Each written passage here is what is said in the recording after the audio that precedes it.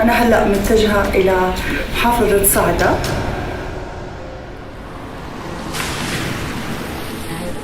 إحنا الآن وصلنا محافظة صعدة.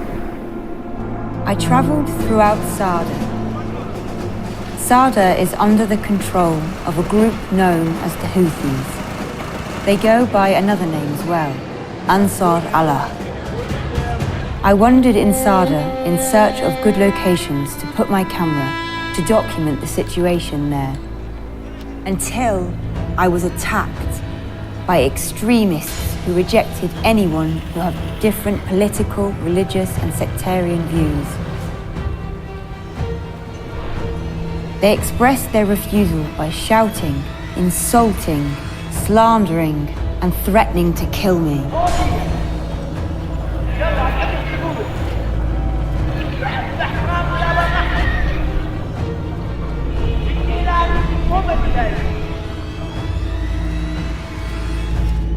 Many of them rejected me because I was a woman, even though I had come to highlight some of the issues they faced. In Sada, death is more important than life. Death to America. Death to Israel. Damn the Jews. Victory for Islam. The mantra of the Houthis in posters everywhere we turned, glamorizing death in the minds and eyes of the children.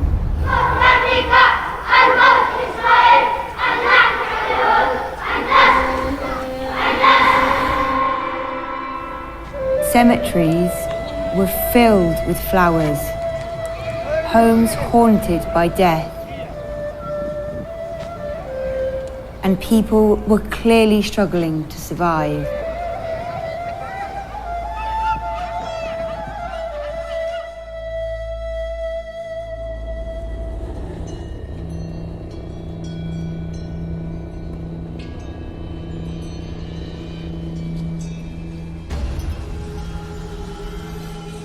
As I tried to film the devastation around me, a man picked up a stone and threatened to throw it at me as he pushed filthy stray dogs towards me in an attempt to frighten me.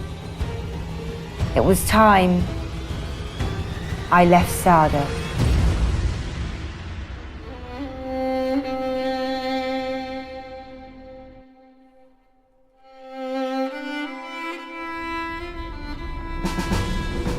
On October 14th, 2018, I went to Aslam. I passed more than 10 security checkpoints under the control of Ansar Allah. At the final checkpoint ahead of Aslam, the security guards refused our entry. Despite the efforts of my colleagues who had been assigned to accompany us and monitor our work, they failed to convince the guards to let us enter. We would only be given permission on the condition that 2 representatives from Ansar Allah's military media also accompanied us to Aslam. الوضع ما كان سهل. به ناس مخربين به ناس مخربين والمعذرة منكم إذا ما. Finally, I arrived in Aslam. Famine had left its signature on the features and bodies of the people there.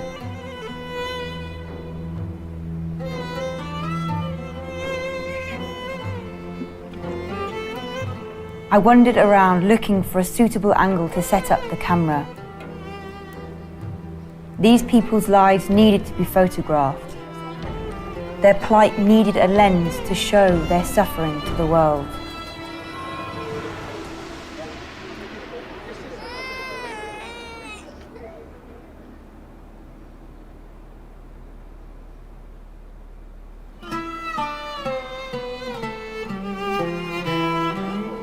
Women in Aslam are the first victims of ignorance, which is further extended to the children, a symptom of the lack of education.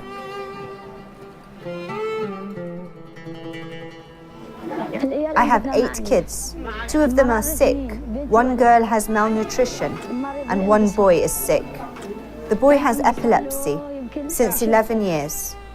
I could not find him any treatment or any help. My daughter, 8 months old, she came out to this world sick. She was admitted to the Makiya Center, and I could not find any assistance to treat her, or any money or even transportation to move her around. We are obstructed from everything. Did you try to breastfeed her? How can I breastfeed her when I don't have milk? What is your daily meal? We eat the tree's leaves, us and our children, in the morning, evening, and night. When do you have the chance to eat meat? This raises questions about the role of the Houthi government and the international organizations, especially as this region is not affected by the flames of war. One of Aslam's residents whispered, "All we need is the tools of agriculture to cultivate our fertile land so that we can eat what we grow." What he said next shocked me immensely. No one cooperates with us from the government of Ansar Allah. They want to keep us in this miserable situation. Another said, "Our humanitarian aid is sold in the markets in front of our eyes." No one responds to us. No organizations, no sheikhs, no supporters of Ansar Allah. I had to pay for the tent. Aid organizations provide assistance to the local council, and the local council distributed whichever way they see fit. I asked a director of a local organization about the obstacles. He said, NGOs reported that they sometimes cannot access places because of the de facto authorities. This means that the military forces or the authorities responsible for them do not facilitate the transfer or humanitarian aid and resort to extortion and sometimes more than that. The NGOs have a list of specific names that they deal, even if they announce transparency in projects, but they have a previous list to be dealt with. Stop recording. In Sana'a, the de facto authorities tightened the grip on human rights activists. The organizations were stopped, confiscated, looted, seized their accounts, chased journalists, arrested and held them accountable. Employees within the international organizations worked to support their relatives to establish their own civil society and local organizations to manipulate the projects. Mohammed al-Malahi, the military correspondent of Ansar Allah al-Houthis, dictated what to say to some of the residents of Aslam, and these citizens were compliant without any objection. What is your response to human rights organizations who claim to defend human rights, who assume to defend people and human beings? They are dying of hunger, dying of hunger. You are standing right here and watching your children dying of hunger. We appreciate the organization's efforts. No. We demand the human rights organizations to do the work. Rescue us. We are a marginalized group. May God have mercy on us.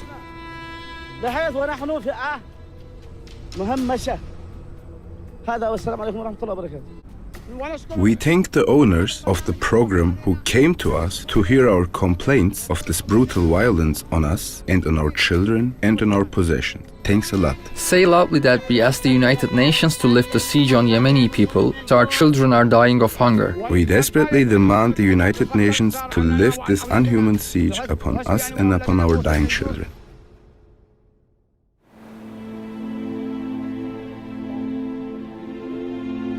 We discovered that the health centre had rudimentary capabilities.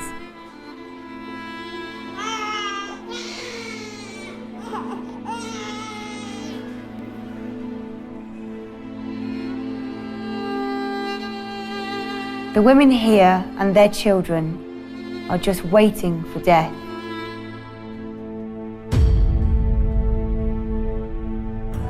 We spoke with Makia al-Aslami, the centre's director. When a mother puts water in household pots contaminated with sediments and pollution, and has no choice but to drink from it directly without boiling, since boiling needs gas, but unfortunately gas and oil are not available. We cook the leaves in boiled water. We brought it from a place far away. After it is ready, we mash it with a touch of oil and eat it with bread. If no, we eat it with no bread. The organizations that are placed in Aslam, we do not feel reflect reality. Despite the existence of the World Food Programme, UNICEF and Oxfam, and all the other organizations, yet severe and devastating malnutrition is still present. There is an organization called Fight Against Hunger. Shame on this organization to know that in Aslam, 264 children still suffer from severe malnutrition. We have Doctors Without Borders and IDRA organization and others who are able to treat this child from the medical complications. I returned to the Al Sabin hospital in the capital, Sana'a, where Aslam children have been taken. There was no tangible sign of the Houthi government's presence in the provinces I visited. I did not find any efforts to address residents' suffering. I tried to reach the relevant officials in the ministries, but they all refused to meet me. We are from Hajja, a district of Aslam. They said he suffers from diarrhea. We checked him into a hospital in Hudaydah for a month and 10 days, that he has a hole in his heart, and transported us to a hospital in Hajja. We stayed there for 10 days. Then they advised us to treat him in a hospital in Sana'a, the capital. But we eventually took him back to Hudaydah, which is closer to us, due to the lack of money, which forced us with distress to take our child back home. But his condition got severely worsened, so we rushed him back to the Makkiyah center, and from there we carried him to Sana'a. How many children do you have? I have 5 boys and this son. How old are you? I guess 30 or 35. We are from Aslam. How old is he? 2 years and a half. How much does he weigh? 6 kilos. What exactly does your son suffer from? He has diarrhea and vomiting. I have 5 girls and this son. And how old are you? I swear I don't know, but maybe 10. Are you 10 years old? Yes. In Aslam, there is little impact from the work of international organizations, despite the campaigns launched by them to face Aslam famine. Where are these organizations now? This question was raised to Dr. Shirin Vaki, Deputy Head of the UNICEF office in Yemen. District of Aslam, we have immediately deployed a large number of community volunteers there. We have also scaled up the health response, and very importantly, we have also reached out to 5,000 vulnerable households in Aslam with emergency cash support. We are trying to ensure that in 15 cities, the water supply systems continue to function by providing almost 4 million liters of fuel every month. Besides this, we also have many programs where we use mass media like television, radio, and also social media approaches to spread messages of proper health and nutrition practices. In many of these rural areas in Yemen, the reach of mass media and internet and social media is very low. And my husband is sick and out of work. May I ask a question? Why do you continue to bear children when your husband is out of work? Should I not give birth? How so? And what do I do in order not to bear? Take pills? Some of us do not tolerate the pills.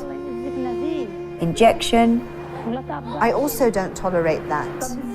Then let your husband have the injection. The intention is not to bear children to suffer in this life.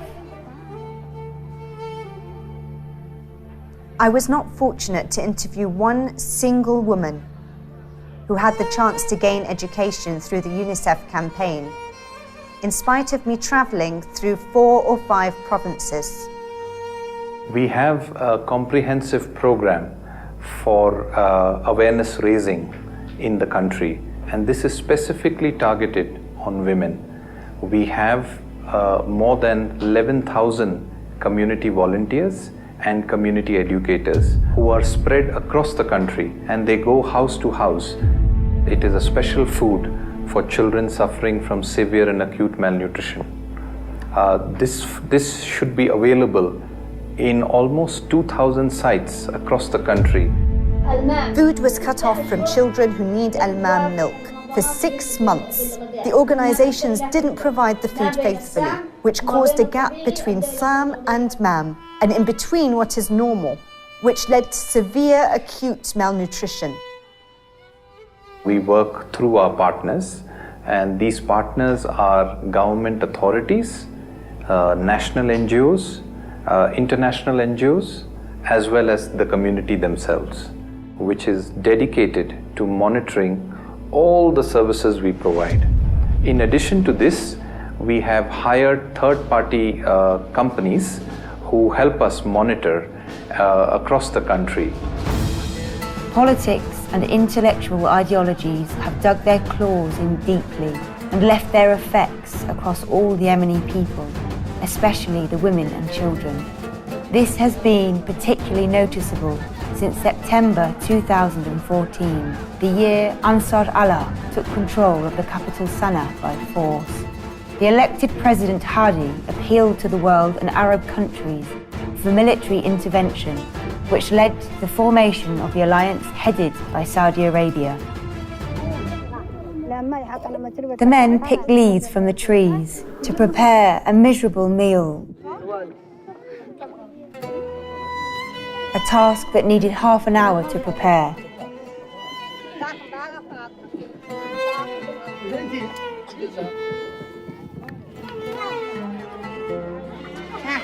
No one cares about cleanliness. Everything in the place is unclean. Water, food, utensils, and there is the health dangers of smoke from burning plastic materials.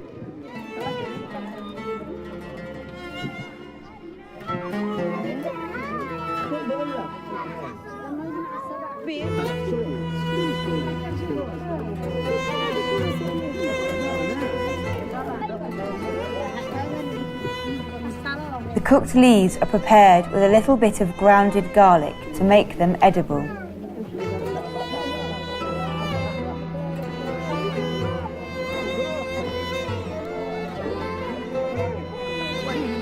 Speed and dexterity are required to obtain a bite of food. The lucky ones might even get two.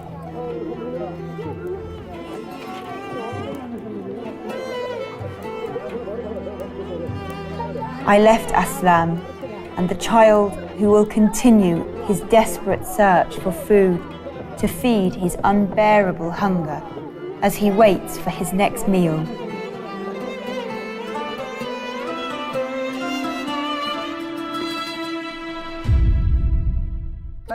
You are not able to swallow, but are you able to smile at me? Because you figured it out.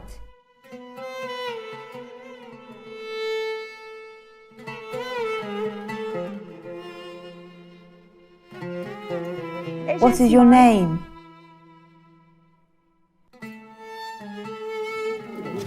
He told you, Aslam. I promise, God willing, to spread your voice out there.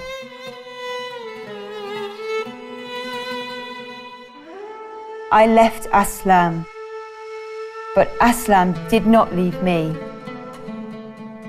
Aslam continues to haunt me from within.